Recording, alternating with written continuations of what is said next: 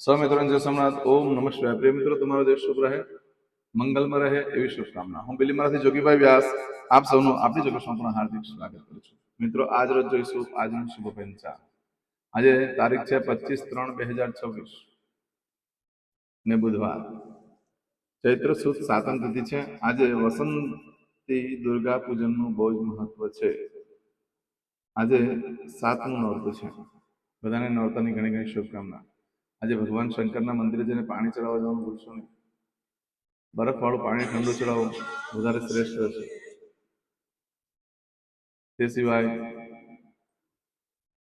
ભગવાન શંકરને આજના દિવસે મગ ચડાવવાનું પણ ઘણું મહત્વ છે. મગ પણ ચડાવી શકો છો. અત્યારે તમારે નવરાત્ર ચાલે છે, નવરાત્રનું અનુષ્ઠાન પણ કરવાનું ભૂલશો નહીં. પીપળે પાણી ચડાવવાનું પણ આજે ભૂલશો નહીં, બુધવાર છે. તે સિવાય ચૈત્ર માસ જે છે તે પિતૃનો માસ પણ ગણાય છે. એટલે પીપળે પાણી ચડાવશો તો પિતૃ તૃપ્ત થાય છે. બુધવાર છે, વિષ્ણુ ભગવાનનો વાર છે. પિતૃને મોક્ષ ગતિ આપતા દિવસ ગણી શકાય. આજે જે બાળક આજે જોઈશું આજનું શુભ પંચાંગ. આજે જે બાળકનો જન્મ થાય છે એની તિથિ ગણાય છે સાતમ. આ સાતમ તિથિ આજે બપોરે 1:51 પૂર્ણ થઈ જાય છે. ત્યાર પછી જે બાળકનો જન્મ થાય એની 8મી તિથિ ગણાશે.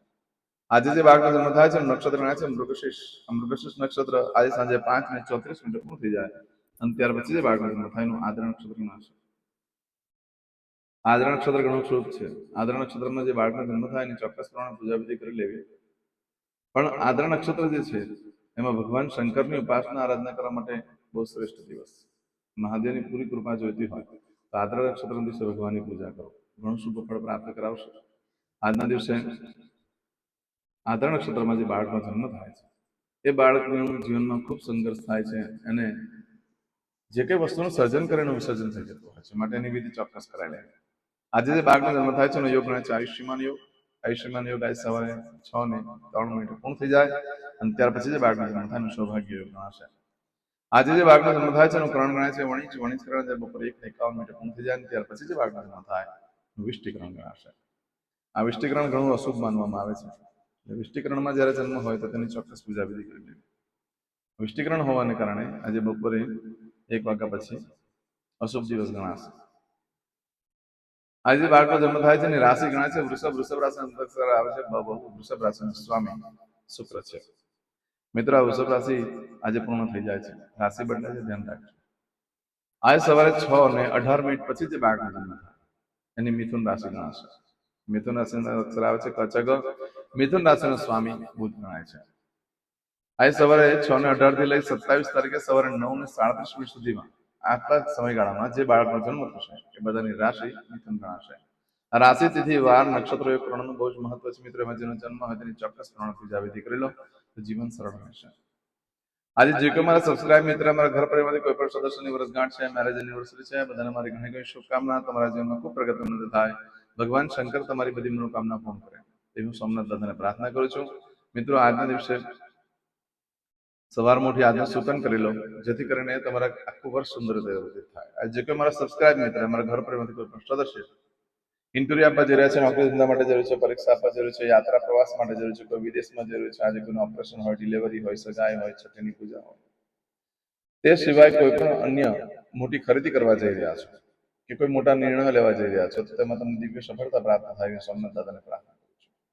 પરંતુ મિત્રો, આજના દિવસે કોઈ પણ કાર્ય કરવા નીકળો છો તો આપણા ચેનલ પર જે પ્લેલિસ્ટમાં જે આજનું સુકન જોઈને કરો તો સારી સફળતા પ્રાપ્ત કરી શકશો. આજના દિવસે કોઈ પણ કાર્ય કરવા માટે નીકળતા પહેલા ઘરેથી જ્યારે નીકળો ત્યારે પિતૃને વંદન કરીને નીકળવાનું. ઘરમાં જે વડીલ વૃદ્ધ વ્યક્તિ હોય તેને વંદન કરીને નીકળો. ભગવાનને દેવસ્થાનમાં પગે લાગીને કહેવાનું કે મારા કાર્યમાં મારી સાથે રહેજો. આજે ગાયને ખાટા મીઠા ફળ ખવડાવવાથી રાહુ અને બુધ બેવ પ્રસન્ન થતા હોય છે. રાહુ બુધ પ્રસન્ન થાય એટલે બુદ્ધિ તીવ્ર થતી હોય છે અને જીવનમાં સફળતા મળતી હોય છે. આજના દિવસે પાવૈયાને કઈ પણ વસ્તુનું દાન કરી દેશો એના આશીર્વાદથી પણ તમારું ભાગ્ય બદલાઈ શકે છે. આજના દિવસે કોઈ પણ કાર્ય કરવા માંગો છો તેના માટે આજના આખા દિવસમાં જે શુભ સમય છે તે હું તમને કહી દઉં. સવારે 6 થી 9 વાગ્યા સુધીનો સમય જે છે એ શુભ રહેશે. સવારે 10:30 થી બપોરે 12 વાગ્યા સુધીનો સમય પણ શુભ રહેશે. બપોરે 3 થી સાંજે 6 વાગ્યા સુધીનો સમય પણ શુભ રહેશે. સાંજે 7:30 થી રાત્રે 12 વાગ્યા સુધીનો સમય પણ શુભ રહેશે. ને આવતીકાલે મળશે 3 થી સવારે 4:30 વાગ્યા સુધીનો સમય પણ શુભ રહેશે. આ સમયગાળા દરમિયાન તમે કોઈ પણ કાર્ય કરો છો તે કાર્યમાં તમને દિવ્ય સફળતા પ્રાપ્ત થઈ શકે છે. પરંતુ મિત્રો, આજનો દિવસ તો સામાન્ય છે. આજે બપોરે 1:51 સુધીનો સમય શુભ ગણાશે. ત્યાર પછીનો શુભ અશુભ છે, દિવસ અશુભ ગણાશે. એટલે તમે કોઈ પણ કાર્ય કરવા માંગો છો તો બપોરે 1:51 સુધીમાં કરી લો. ત્યાર પછીનો દિવસ યોગ્ય નથી. પરંતુ આજે સાંજે 5:34 સુધીમાં જો તમારી કોઈ વસ્તુ ચોરાઈ જાય, ખોવાઈ જાય છે તો 30 દિવસમાં મળે, બાકી મળવાની શક્યતા ઓછી છે. આ સમયગાળા દરમિયાન તમે કોઈ પણ કાર્ય કરો છો તે કાર્યમાં તમારું એ સુખ લાંબો સમય સુધી નહીં રહે, ટૂંક સમયનું સુખ રહેશે. એટલે માટે લાંબા સમયના કોઈ કાર્ય કરવાનો હોય તો આજે ન કરશો. નાના મોટા સુખના માટે થઈને આજે કોઈ કાર્ય કરશો, નાના તો ચાલશે. આજે કોઈ અનાજની ખરીદી કરે છે, વર્ષ માટે ભરવા માંગતા હોય તો ન ભરી શકાય, કારણ કે બગડી જશે. મિત્રતા કોઈની સાથે કરો આજે તો તૂટી જશે, લાંબો સમય સુધી નહીં ટકે. વાહન ખરીદી કરશો તેનું સુખ પણ લાંબો સમય સુધી નહીં રહે. કોઈ લગ્ન કરે અને એની કુંડલીમાં જો 2 મેરેજના યોગ હોય તો પણ એને છૂટાછેડા થઈ શકે છે. આજે નવા વસ્ત્ર ધારણ કરશો તો ઓઇલના ડાઘા પડી જાય, ગ્રીસના ડાઘા પડી જાય, ઊનના કપડા હશે તેમાં જીવાત પડી જાય, ખરાબ થઈ શકે છે. માટે આજે કોઈ પણ કાર્ય કરવા માટે લાંબા સમયનું કોઈ કાર્ય ન કરશો. પરંતુ મિત્રો, આજે સાંજે 5:34 પછી તમે કોઈ કાર્ય કરો, એમાં તમારી કોઈ વસ્તુ ખોવાઈ ગઈ, ચોરાઈ ગઈ, તમે નવો ધંધો વેપાર કે ચાલુ કરો છો, તેનું શું ફળ મળે તે આપણે જોઈએ. આજે સાંજે 5:34 પછી પણ સમય અશુભ જ છે. એટલે એમાં પણ કઈ ખરીદી ન કરી શકાય, ન વેચાણ કરી શકાય, એનો નવો ધંધો ચાલુ કરી શકાય. જો એવું કરવા ગયા તો તમારી ગરીબી આવી જશે, દુઃખ આવશે મોટું, અને બને ત્યાં સુધી ફરી પાછા જીવનમાં ક્યારેય કાર્ય કરવા માટે પ્રેરાશો પણ નહીં. એટલી ખરાબ પરિસ્થિતિ થઈ શકે છે. એટલે બહુ મોટા કામ કરવાનું હોય તો બિલકુલ ન કરશો, અને અનિવાર્ય સંજોગોમાં કરવાનું હોય તો આપણું શુકન કરીને કાર્ય કરજો. આજે કોઈ વસ્તુ ખોવાઈ ગઈ, ચોરાઈ ગઈ નહીં મળે. આજે ફક્ત આ સમયગાળા દરમિયાન ભગવાનની ઉપાસના આરાધના કરવા માટે ઉત્તમ સમય છે, કારણ કે દરેક વસ્તુનો નાશ થઈ જાય છે. આ દિવસે કરીએ તેનો તો પાપનો નાશ કરવા માટે મહાદેવની ઉપાસના, ભગવાનની ઉપાસના કરવી ઘણું સારું ફળ પ્રાપ્ત કરાવશે. આજે બને ત્યાં સુધી નવ વસ્ત્ર ધારણ ન કરશો તો દેવાદાર થઈ જશો, ઉઘરાણી વાળા ઘરે આવીને ઉભા રહી જશે. અને શેર સટ્ટાનું જો કામ કરતા હોય તો ભૂલમાં પણ નવ વસ્ત્ર ધારણ ન કરશો. આવું બધું જે ફળ છે એ આજે સાંજે 5:34 થી આવતીકાલે સાંજે 4:20 સુધીમાં મળે. આજે કરશો આજનો સંકલ્પ. ચમચીમાં પાણી લઈ લો. મિત્રો, સંકલ્પ પૂરો થાય એટલે તમે જે ભગવાનની ઉપાસના આરાધના કરતા હોય એનું નામ લખી યુટ્યુબ ઉપર મને મેસેજ કરી દો, કમેન્ટ્સ કરી દો. હું તમને લાઈક મોકલાવીશ, ભગવાનને પ્રાર્થના કરીશ કે તમારું કાર્ય જલ્દી સિદ્ધ કરે. ચમચીમાં પાણી લઈ લો. અદ્યતન માસના માસોત્તમ પરમ પવિત્ર ચૈત્ર માસે શુભે શુક્લ પક્ષે સપ્તમ્યાયામ સૌમ્યવા સર્વિત્તાયામ. હવે દરેક જણા પોતાનું સાચું નામ બોલી દો. તમારું ગોત્ર ખબર હોય તો ગોત્ર બોલી દેવાનું. પછી બોલવાનું છે અહમ, મમ, આત્મન, શ્રુતિ, સ્મૃતિ, પુરાણોક્ત, પુણ્ય, ફલ, પ્રાપ્તિ, અર્થમ, અપ્રાપ્ત, લક્ષ્મી, પ્રાપ્તિ, અર્થમ, પ્રાપ્ત, લક્ષ્મી, ચિરકાલ, સૌ, રક્ષણાત્મક, લોકેવા, સભાયામ, રાજદ્વારે, વ્યાપારે, વિદ્યા અભ્યાસે, દેશે વિદેશે, સર્વત્ર, યશ, કીર્તિ, વિજય, લાભાદિ, પ્રાપ્તિ, અર્થમ, મમ, અખિલ કુટુંબસ્ય, આયુ, આરોગ્ય, ऐश्वर्यादि, प्राप्ति, अर्थम, मम, जन्म, समय, तथा च विप्र वृंदानां जन्म, समय, जन्म कुंडली मध्ये स्थित ग्रहः, गोचर ग्रहः, महादशा, अंतर्दशा, प्रत्यंतर्दशा, तथा च योग, युति, दृष्टि मध्ये शुभ फल प्राप्ति, अर्थम, भय, रोग, शत्रु, बाधा, दोष, मारण, तारण, मंत्र, तंत्र, अरिष्ट, दोष, पीड़ा निवृत्ति अर्थम भूत प्रेत पिशाचादि द्वारा रचित अरिष्ट दोष निवृत्ति अर्थम मम सकल मनवांछित फल और તમારા મનમાં જે કઈ ઈચ્છા હોય તે બોલી જવાનું.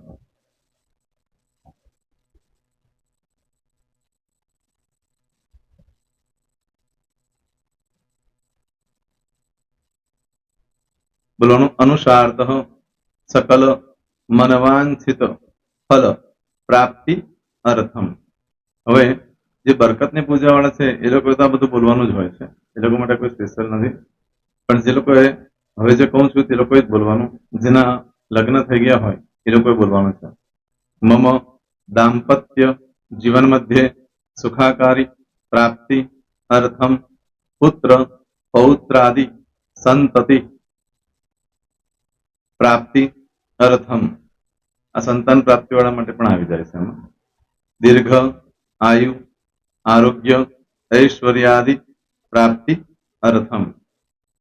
તથા ચ હવે જેના લગ્ન નથી થયા તે લોકોએ બોલવાનું.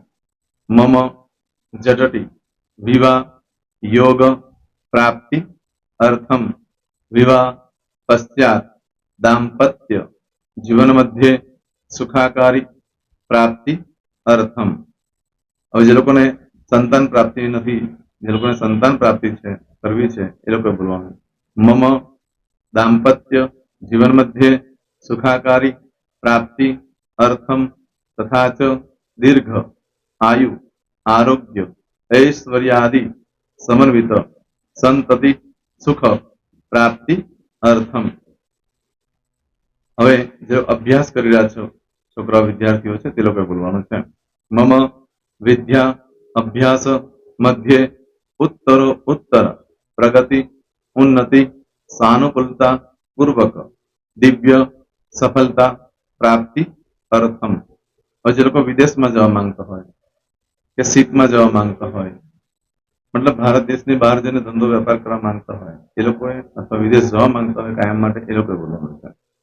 મમ જટટી વિદેશ ગમન યોગ પ્રાપ્તિ અર્થમ વિદેશ ગમન કાર્ય મધ્યે સાનુકૂલતા પૂર્વક દિવ્ય સફળતા પ્રાપ્તિ અર્થમ. આરોગ્ય વાળા બોલવાનું છે, જેને આરોગ્યની પૂજા આપેલી હોય એ લોકોએ. એમ તો દરેક જણા જ બોલવાનું. બોલો મમ આયુ આરોગ્ય ઐશ્વર્યાદિ પ્રાપ્તિ અર્થમ.